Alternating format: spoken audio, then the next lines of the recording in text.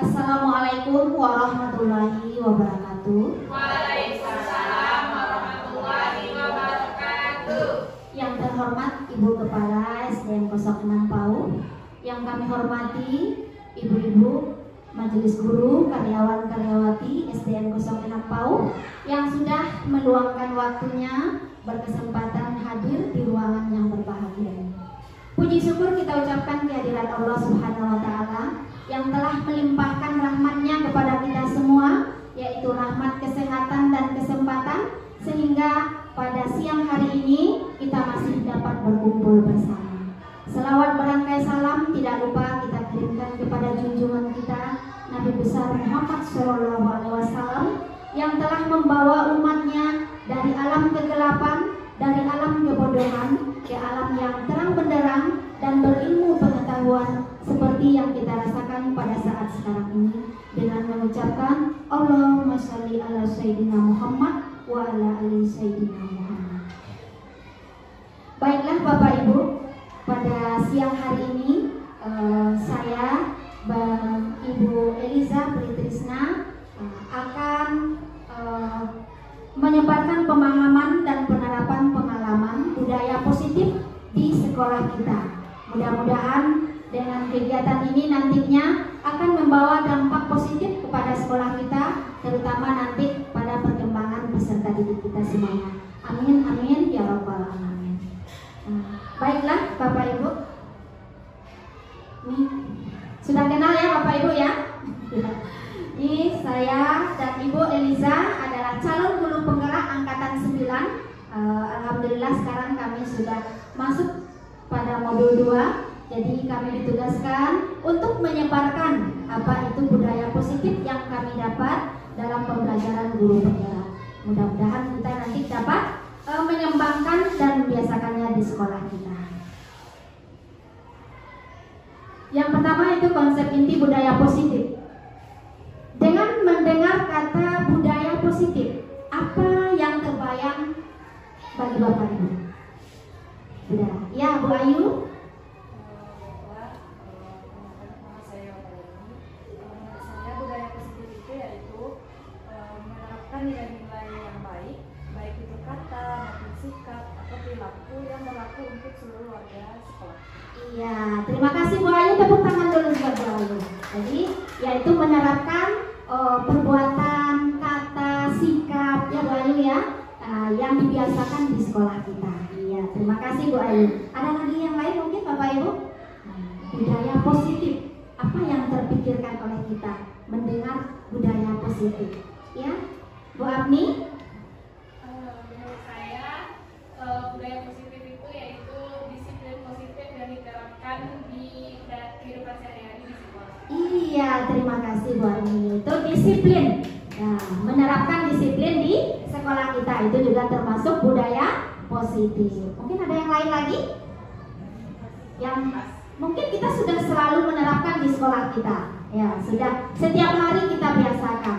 Ya, jadi nilai atau budaya positif itu adalah nilai-nilai, keyakinan-keyakinan atau kebiasaan-kebiasaan yang selalu kita terapkan, kita biasakan kepada anak didik kita, yang maksudnya nilai-nilai itu dia berpihak kepada murid, bukan kita paksakan, tetapi keyakinan yang tumbuh dari diri peserta didik kita sendiri, sehingga nanti dari nilai-nilai dan keyakinan ini peserta didik kita akan menjadi orang yang bertanggung jawab itu dan tidak akhirnya. Ya. Di sini konsepnya budaya positif itu yang pertama perubahan paradigma positif, disiplin positif, nilai-nilai kebajikan, kebutuhan dasar manusia, motivasi perilaku manusia, posisi kontrol guru, keyakinan kelas, dan yang terakhir yaitu segitiga restitusi. Ini nanti yang akan kita pahami semuanya bagaimana menerapkannya di sekolah kita. Yang pertama tadi pembelajaran dengan paradigma baru. Pembelajaran dengan paradigma baru merupakan pembelajaran yang dirancang berdasarkan prinsip pembelajaran berdiferensiasi, sehingga peserta didik belajar sesuai kebutuhannya berdasarkan tahap perkembangan sesuai teori psikologi modern untuk mewujudkan profil pelajar Pancasila. Ya, jadi ini nanti tujuan tujuannya, arahnya juga kepada profil pelajar Pancasila. Di mana profil pelajar Pancasila itu yang pertama, masih ingat Bapak Ibu? Yang pertama, beriman dan bertakwa kepada Tuhan. iya, beriman dan bertakwa kepada Tuhan Yang Maha Esa. Selanjutnya,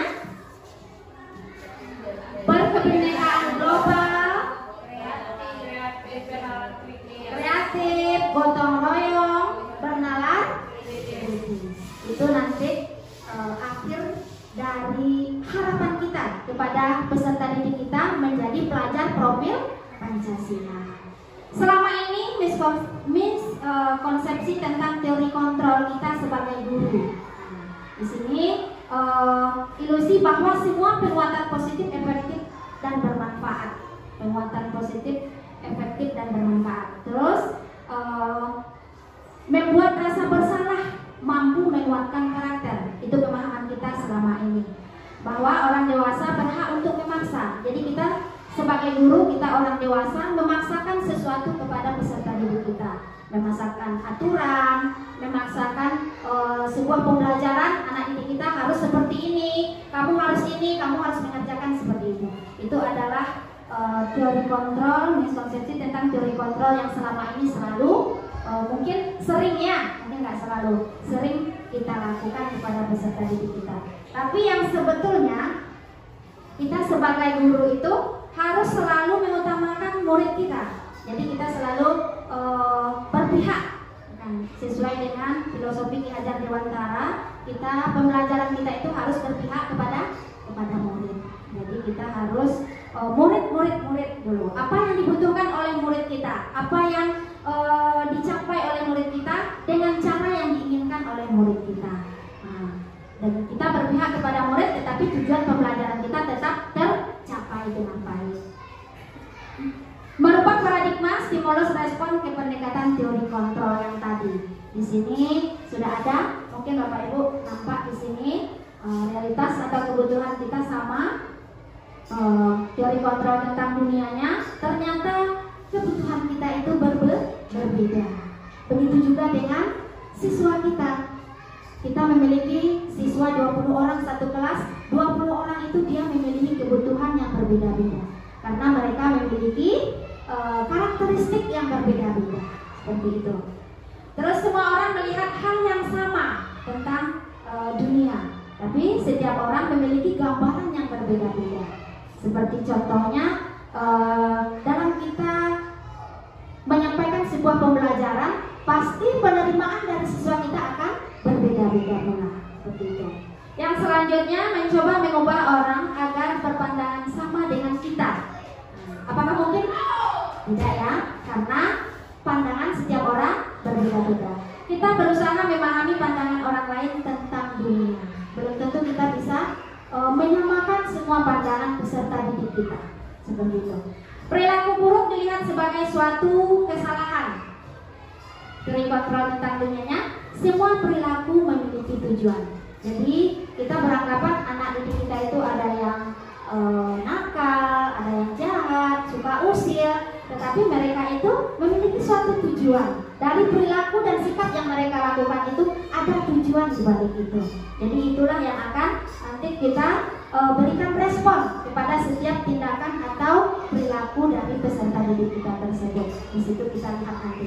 Kalau anak kita seperti ini apa respon yang akan kita berikan?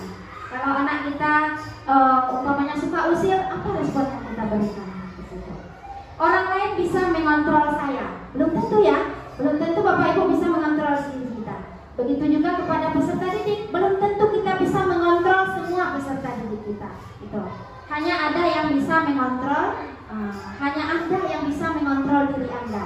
Jadi inilah tugas kita sebagai guru. Bagaimana nanti peserta didik kita itu dia percaya diri, dia percaya dengan dirinya, percaya dengan apa yang ada pada dirinya, dan dia bisa mengontrol dirinya sendiri.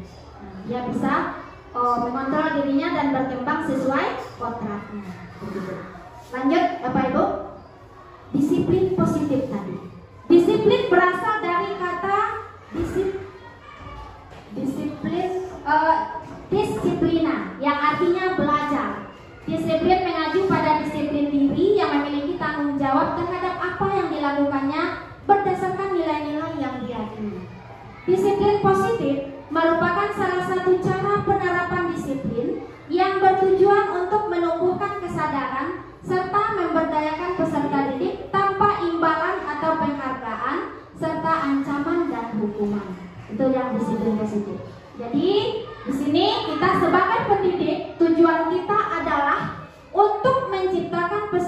didik yang memiliki disiplin diri, sehingga mereka berperilaku mengacu kepada nilai-nilai kebajikan universal dan memiliki motivasi intrinsik dalam perubahan perilaku ke segala arah. Itu tujuannya. Jadi dari disiplin, timbul disiplin positif, dan arahnya itu sebagai tujuan kita sebagai seorang pendidik, agar nanti menciptakan peserta didik yang memiliki disiplin diri. Kalau peserta didik kita sudah disiplin, otomatis nanti semua pembelajaran, semua kegiatan yang dilakukan oleh peserta didik kita akan memiliki nilai yang positif pula. Seperti itu harapan kita ya Bapak Ibu. Lanjut, nilai-nilai kebajikan, yaitu nilai-nilai yang disepakati bersama lepas dari suku, bangsa, agama, bahasa maupun latar belakang yang berbeda-beda. Profil pelajar Pancasila itu beriman bertakwa kepada Tuhan Yang Maha Esa, berakhlak mulia, berkebinekaan global, gotong royong, mandiri, bernalar kritis dan kreatif. Itu tadi yang sudah Bapak Ibu sampaikan tadi. Toleransi, rasa hormat, integritas, mandiri, menghargai, antusias, empati, keingintahuan, kreativitas, kerjasama, percaya diri, dan komitmen. Itu yang kita harapkan dari peserta didik kita nanti, menjadi profil pelajar Pancasila yang memiliki toleransi, rasa hormat, integritas, sampai percaya diri dan komitmen. Itu dia. 9 pilar karakter Indonesia High Tech Foundation. Ini bahasa Inggrisnya nggak kurang ya Pak Ibu ya. Cinta Tuhan dan segenap ciptaannya, kemandirian dan tanggung jawab, kejujuran, diplomatis, hormat dan rasa santun, dermawan, suka menolong dan gotong royong, percaya diri, kreatif dan bekerja keras, kepemimpinan dan keadilan, baik dan rendah hati, toleransi, kedamaian dan kesatuan.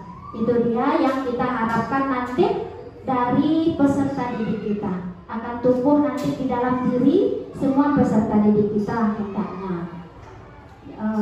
Mungkin itu nilai-nilai kebajikan yang harus kita tanamkan kepada peserta didik kita.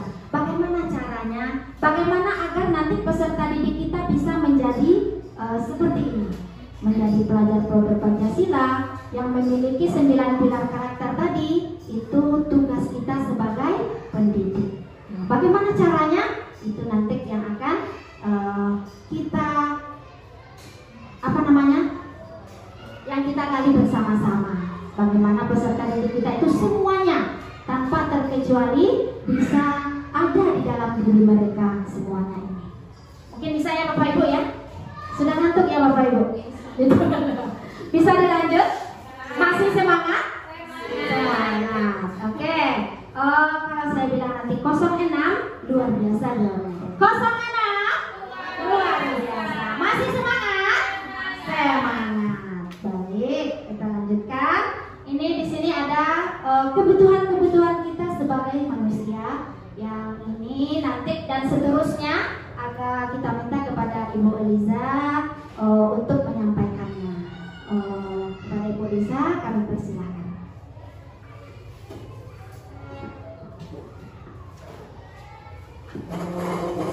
Assalamualaikum warahmatullahi wabarakatuh. Kata-kata penghormatan, pembukaan tadi kami tumpahkan kepada Bu Hani Marini yang telah mengawali kegiatan kita pada siang hari ini. Terima kasih Bapak Ibu yang telah meluangkan waktunya ya untuk hadir dalam kegiatan diseminasi kami aksi nyata modul 1.4. Baiklah Bapak Ibu, melanjutkan pemaparan materi dari Bu Hani Marini tadi, kita lanjut kepada 5 kebutuhan dasar manusia. Yang pertama adalah penguasaan.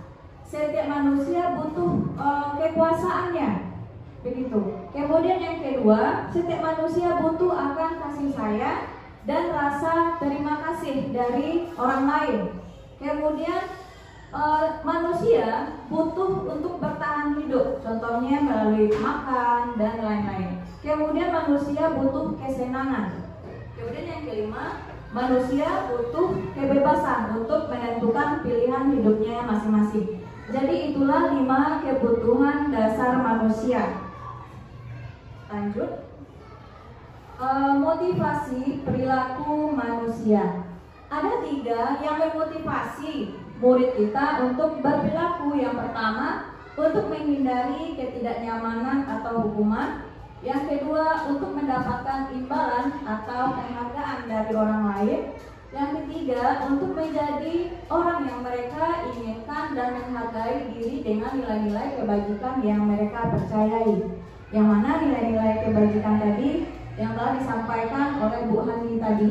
Nah, dari 2, jika murid kita memiliki untuk menghindari berperilaku, untuk menghindari ketidaknyamanan atau hukuman, untuk mendapatkan imbalan atau penghargaan dari orang lain, maka motivasi yang ada pada murid kita itu berasal dari faktor motivasi eksternal, bukan berasal dari motivasi internal mereka. Jadi kita sebagai guru mendidik mereka untuk menjadi orang yang ketiga ini Bapak Ibu, untuk menjadi orang yang mereka inginkan dan menghargai diri sendiri dengan nilai-nilai kebajikan yang mereka percayai. Motivasi yang ketiga inilah yang kita harapkan dari perilaku murid kita, yang berasal dari dirinya sendiri. Kemudian untuk menumbuhkan nilai-nilai kebajikan yang berasal dari faktor internal ini, maka kita sebagai guru hendaknya mengurangi memberikan hukuman yang sering kita terjadi dalam kehidupan sehari-hari kita, Bapak Ibu, seperti memberikan penghargaan. Itu hanya bersifat sementara, bukan bersifat yang atas kesadaran dari diri dia sendiri. Lanjut. Nah, untuk menumbuhkan nilai-nilai yang ada pada diri murid kita di sini ada posisi kontrol, 5 posisi kontrol guru. Yang pertama adalah sebagai penghukum yang sering kita laksanakan. Ya betul Bapak Ibu, memberikan hukuman yang tanpa kita sadari bahwa itu mempunyai efek terhadap mental murid kita. Yang kedua, membuat rasa bersalah. Yang ketiga, sebagai teman. Yang keempat, sebagai pemantau. Yang kelima, sebagai manajer. Dari kelima tersebut, mari kita lihat di posisi manakah diri kita. Di sini kami sajikan sebuah kasus siswa tidak memakai atribut lengkap saat upacara bendera. Jika kita sebagai penghukum, pasti kita akan mengatakan kenapa tidak dipatuhi. Kalau kamu tidak mematuhi, berdiri di pinggir, kan seperti itu biasanya kita lakukan, berdiri di pojokan sana. Itu jika kita sebagai penghukum. Patuhi aturan sekolah, lalu berdiri di depan barisan. Yang kedua, jika kita sebagai pemantau, kata-kata yang sering kita lontarkan kepada anak kita, kamu sudah melanggar peraturan apa peraturan dan konsekuensinya. Jika kita sebagai teman, kita akan melontarkan kata-kata, ayolah yang tertib, buat ibu guru bangga, kali ini tidak apa-apa, kamu salah. Yang keempat, pembuat rasa bersalah. Biasanya di sini jika kita sebagai posisi pembuat rasa bersalah, kita akan merendahkan suara kita, bagaimana cara kita membuat murid kita merasa bersalah akan perbuatannya yang telah dilakukannya. Seperti berapa kali ibu guru harus memberitahu kamu, bu guru kecewa sama kamu. Di posisi mana kalau Pak Ibu yang sering posisi mana Bu Miss? Bu ini penghukum. Nah, pada kali ini kita akan merubah posisi kita Bapak Ibu, dari yang awalnya penghukum, pemantau, teman, dan pembuat rasa bersalah. Nah, sebagai seorang guru, kita seharusnya berada di posisi manajer, yang mana kata-kata yang sering kita lontarkan jika kita sebagai posisi manajer, Apakah kamu tahu kesalahanmu? Kira-kira bagaimana kamu akan memperbaiki kesalahan ini? Nah, disinilah kita seharusnya sebagai seorang guru. Posisi manajer dapat mengacu pada restitusi yang dapat menjadikan murid sebagai manajer untuk dirinya sendiri sehingga menumbuhkan nilai-nilai kebajikan yang telah disampaikan tadi. Nah, berikutnya keyakinan kelas. Keyakinan kelas merupakan sebuah nilai-nilai kebajikan universal yang telah disepakati secara tersirat dan tersurat, lepas dari adanya latar belakang suku, negara, bahasa, maupun juga agama.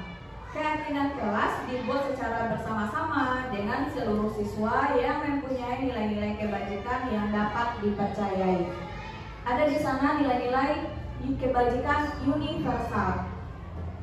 Tahukah Bapak Ibu nilai-nilai kebajikan universal? Nilai universal itu di umum, tidak ada sangkut pautnya dengan agama, suku bangsa, begitu, negara maupun bahasa. Seperti contohnya disiplin, jujur, gotong royong, begitu. Nah, disinilah peran kita untuk membuat keyakinan kelas di kelas kita masing-masing, yang mana keyakinan kelas ini kita buat bersama dengan murid kita dengan cara meminta pendapat mereka tentang nilai-nilai yang mereka yakini supaya kelas kita menjadi aman, tentram, dan tertib. Lanjut. Yang berikutnya segitiga restitusi. Segitiga restitusi adalah proses untuk menciptakan kondisi murid untuk memperbaiki kesalahan mereka sehingga mereka bisa kembali pada keyakinan kelas dan menumbuhkan budaya positif dalam diri. Nah, disitulah pentingnya yang tadi Bapak Ibu kita terlebih dahulu membuat keyakinan kelas. Contohnya saja, kalau jika nilai tersebut berasal dari murid kita, seperti membuat keyakinan kelas tadi, jika sudah dimulai dari dirinya sendiri, insya Allah kita harus pesimis bahwa mereka tidak akan melanggar keyakinan. Optimis, mereka tidak akan melanggar keyakinan kelas yang telah kita buat bersama tadi. Di sini ada 3 langkah-langkah segitiga restitusi. Yang pertama, menstabilkan identitas. Kata-kata yang biasa untuk menstabilkan identitas pada murid jika murid melakukan kesalahan adalah: kamu tentunya punya alasan mengapa melakukan hal itu. Semua orang pasti melakukan kesalahan. Yang kedua, validasi tindakan yang salah. Kemudian yang ketiga, menanyakan keyakinan. Itulah Bapak Ibu pentingnya kita membuat keyakinan kelas. Itulah tadi budaya positif yang kami sampaikan kesimpulannya. Dengan menjalankan budaya positif di sekolah, maka akan mempermudah dalam tercapainya tujuan pendidikan nasional sesuai dengan filosofi Ki Hajar Dewantara, yaitu pendidikan yang berpihak pada murid dan bersifat menuntun tumbuh atau hidupnya kekuatan kodrat yang ada pada murid, kodrat zaman dan kodrat alam yang ada pada diri murid. Itulah Bapak Ibu pemaparan materi kami dari modul 1.4. Jika ada Bapak Ibu yang ingin bertanya, kami silakan. Sudah pas? Sudah? Kami tutup. Terima kasih Bapak Ibu. Assalamualaikum warahmatullahi wabarakatuh. Waalaikumsalam. Tepuk tangan Bapak Ibu. Terima kasih Bapak Ibu atas waktunya, sudah meluangkan waktunya untuk mendengarkan penjelasan dari kami, Ibu dan Ibu Eliza Trisna. Mungkin ini ada oleh-oleh untuk Bapak Ibu nanti di kelas sebentar ya. ada splitting, bisa nanti dipraktekkan di kelas masing-masing. Sambil duduk saja.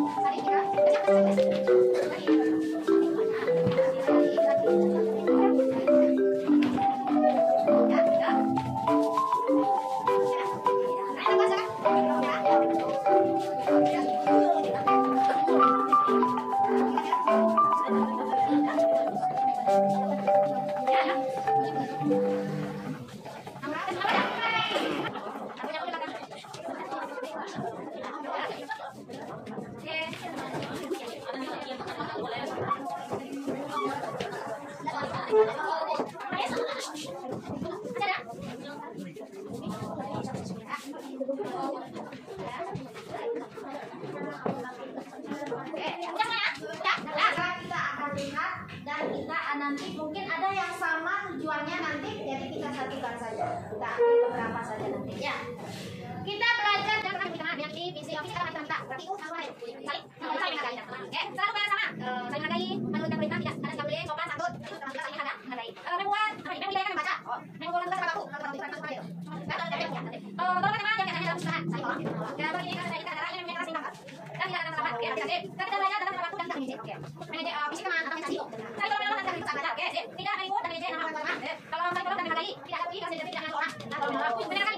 Mereka ibu saat dalam belajar dan kelas yang sama. Tapi saat dalam kelas saling menghargai teman, menciptakan suasana kelas yang nyaman dan aman. Ya. Tapi disiplin tidak boleh saling menghargai, belajar sambil bermain sebagai sedia. Kerja kelompok. Oke. Nah, lanjut. Kira-kira syarat dan disiplin saya ingin jangan ribut. Tidak boleh saling tolong. Saling tolong nanti sama menghargai teman. Tidak boleh yang jangan terlama di sekolah. Saling kelas, tidak boleh saling menghargai dan menghormati. Saling menghormati yang berbeda. Oke, saling menghargai. Kalau kali tadi ya, tadi.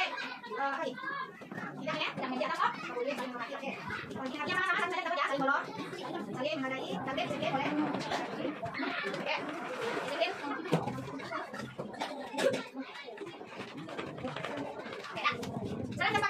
Sepakati. Yang pertama, saling menghargai. Sepakat semuanya? Sepakat. Saling tolong menolong. Sepakat. Terus tertib. Baik dalam belajar, baik dalam kegiatan-kegiatan lainnya, selalu tertib. Nah, terus tidak ada bullying. Termasuk juga tadi yang bullying itu masuk saling menghormati dan saling menghargai. Ya udah, saling tolong menolong, saling menghormati antar sesama teman, kepada guru, kepada siapa saja yang datang ke sekolah kita harus dihormati, harus dihargai. Sepakat semuanya dengan ini? Sepakat? Nah, sekarang sudah dapat kesepakatan kelas kita. Tentu kita harus membuat namanya kesepakatan, tentu harus ada bukunya. Anak-anak ibu akan menandatangani. Kamu buat nama kamu, terus kamu tanda tangani. Tandanya kita sepakat untuk meyakini yang sudah kita buat bersama ini. Meyakini semuanya, ya. Kalau kita sudah meyakini kesepakatan tadi, berarti anak-anak ibu akan bertanggung jawab untuk melaksanakannya.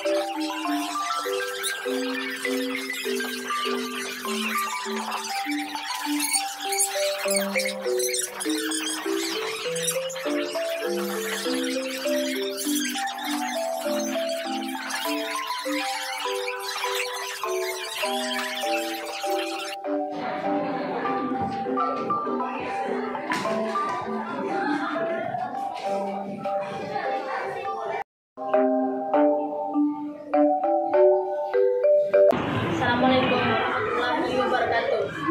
Perkenalkan, nama saya Gahayu Syadir dari kelas 6A. Assalamualaikum warahmatullahi wabarakatuh. Perkenalkan, nama saya Agi Putama dari kelas 6A. Assalamualaikum warahmatullahi wabarakatuh. Perkenalkan, nama saya Kevin Yusfa dari kelas 6A. Assalamualaikum warahmatullahi wabarakatuh. Perkenalkan, nama saya Nora Pinta. Saya dari kelas 6A.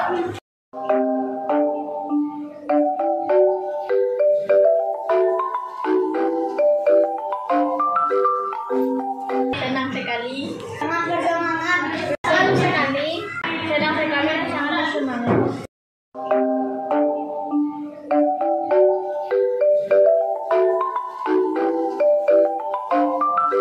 Sangat penting, Sangat penting. sangat penting, sangat penting.